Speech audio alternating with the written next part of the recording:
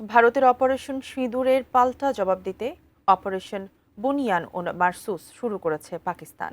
এই অভিযানের আওতায় ভারতের সুপারসনিক ব্রহ্মস ক্ষেপণাস্ত্রের মজুতাগার সহ 11টি সামরিক স্থাপনায় হামলার দাবি করেছে দেশটির প্রতিরক্ষা বাহিনী। এদিকে পাকিস্তানের বিমান বাহিনীর 3টি ঘাঁটি লক্ষ্য করে শুক্রবার মধ্যরাতে ক্ষেপণাস্ত্র হামলা চালিয়েছে ভারত।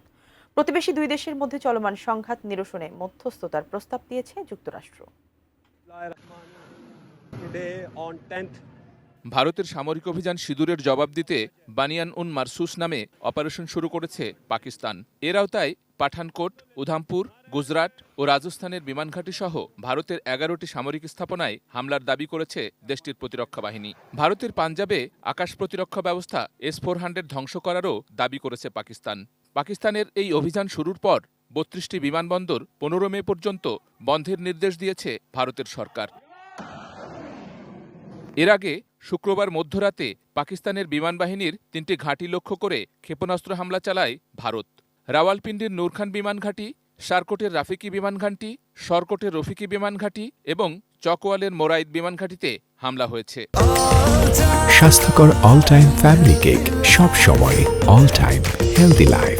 নূরখান বিমান ঘাঁটির হামলা প্রতিহত করা হয়েছে বলে দাবি করেছেন পাকিস্তানের ISPR এর ডিজি লেফটেন্যান্ট জেনারেল আহমেদ শরীফ। হামলার ঘটনায় সকল বেসামরিক ও বাণিজ্যিক যানবাহনের জন্য দেশের আকাশসীমা বন্ধ করে দিয়েছে পাকিস্তান সরকার। বিস্ফোরণের ঘটনা ঘটেছে লাহোরেও।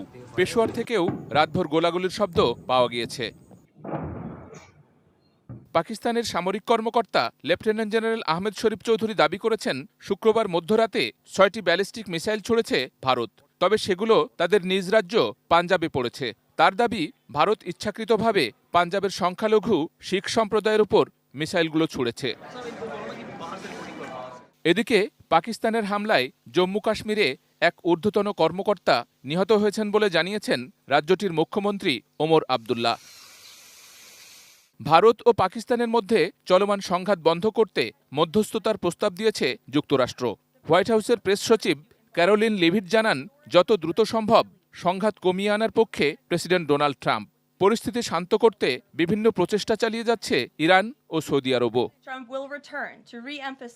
Sheikh Abdus Salam, desk report, ATN news.